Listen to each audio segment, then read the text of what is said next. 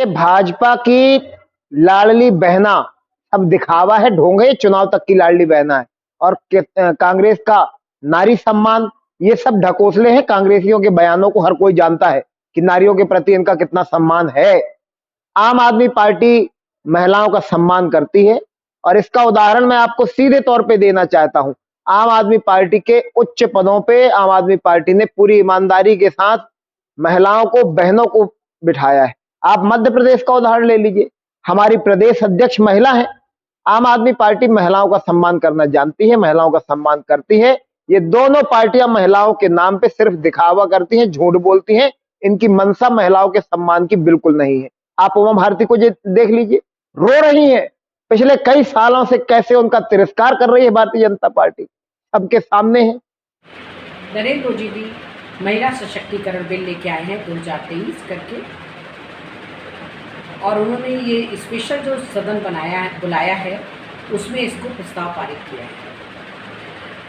ये महिला सशक्तिकरण बिल जिसमें कि 33% महिलाओं की भागीदारी राजनीति में तय करना बात रखी गई है, और इस आरक्षण को लेके ही चर्चा चल रही है सदन में। ये आज का मुद्दा नहीं है, ये 1931 में सरोजनी नायडू जी ने भी आवाज़ उठाई थी, जिनको कि हम भारत की कोकिला कहते हैं। उन्होंने आवाज़ उठाई थी कि महिला राजनीति में उतरना ज़रूरी है और उसके लिए महिलाओं का आरक्षण बहुत ज़रूरी है, परंतु किसी कारणवश वो नहीं हो पाया। संविधान में भी नहीं हो पाया, उसको संविधान में भी रखने की समय की बात हुई थी मगर नहीं हो पाया। आज उसके बाद भी कई बार प्रयास किए गए मगर महिला सशक्तिकरण के लिए 33% की सीट का दावेदारी को आगे नहीं बढ़ पाए। राज्यसभा में हुआ मगर लोकसभा में पूर्ण बहुमत ना होने की वजह से ये बिल किसी कारणवश पास नहीं हो पाया। मैं पूछना चाहती हूँ मोदी सरकार से, केंद्र सरकार से, कि 10 साल से मोदी जी की सरकार है, केंद्र की सरकार है, बहुमत में, लोकसभा में बहुमत में जो बिल राज्यसभा से पास हो चुका था, और आपकी अगर नियत साफ थी, आप वाकई में राजनीति में 33% महिलाओं को देना चाहते हैं अधिकार, तो ये बिल 10 साल से क्यों नहीं लेके आए?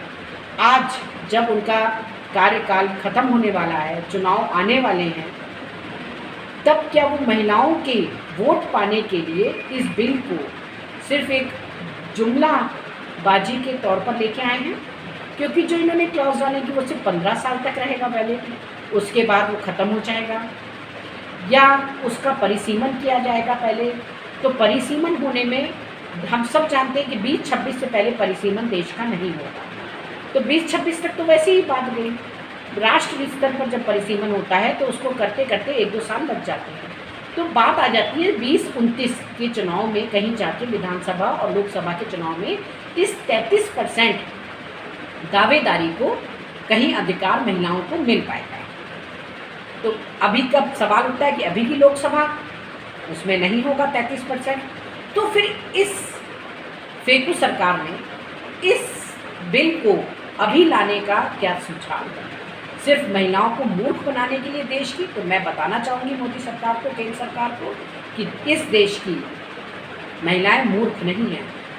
जिस देश में रानी लक्ष्मीबाई, सरोजनी नायडू, बड़ी महिलाओं को जन्म दिया है, इस पूरे देश की महिलाओं पे हमें गर्व है। पूरी देश की महिलाएं समझदार हैं, वो जानती हैं कि इस तरीके का बिल पास करना सिर्फ एक दिखावा है, और महिलाओं के वोट को बीजेपी इस बार अपना निशाना बना रही है।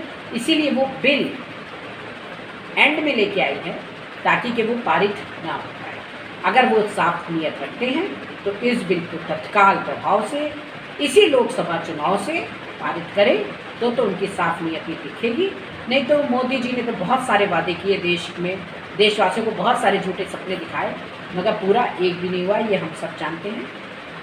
तो समझदार महिलाएं देश की, जिन पे हमें नाज है, वो सब इस बार मोदी जी को सबक सिखाएंगे इस झूठे बिल के।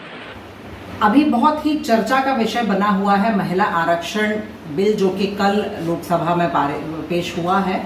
तो मैं मोदी जी से पूछना चाहती हूं कि इस बिल के लिए जो क्लॉज डाला है कि ये परिसीमन के बाद और अगले जो जनगणना होगी उसके बाद ये लागू होगा, ऐसा क्यों? इस बिल को क्यों ना 2024 के लोकसभा चुनाव के पहले ही पारित किया जाए। बिल यकीनन बहुत अच्छा है। महिलाएं चाहती हैं कि आरक्षण उनका हर जगह हो, क्योंकि देश की 50% जो जनसंख्या है वो महिलाएं हैं, तो क्यों ना उनका आरक्षण सब जगह हो। बिल बहुत अच्छा है, लेकिन ये फिर एक चुनावी लॉलीपॉप है पूरी जनता के लिए, क्योंकि अगर नीयत साफ होती मोदी सरकार की तो ये बिल इसी लोकसभा चुनाव के पहले पारित हो जाना चाहिए था। और फिर दोहरा जो व्यक्तित्व है भाजपा का, वो तो पूरा देश देख ही रहा है। हमारी महिला पहलवान महीनों तक सड़कों पर बैठी रहीं, लेकिन उनके रेपिस्ट का कुछ भी नहीं हो पाया। अगर हम संसद की बात करें तो टिकट दे रखे हैं इन्होंने ऐसे लोगों को जो क्रिमिनल्स हैं, रेपिस्ट हैं, मर्डरर्स हैं। तो ये दोहरा चरित्र शो करता है भाजपा का। अगर नीयत साफ होती तो इस बिल को ये 2024 के लोकसभा के पहले ही पारित करने की पेशकश रखते, इस तरह का क्लॉज नहीं डालते। Welcome to our YouTube channel. Don't forget to like, subscribe and share the videos.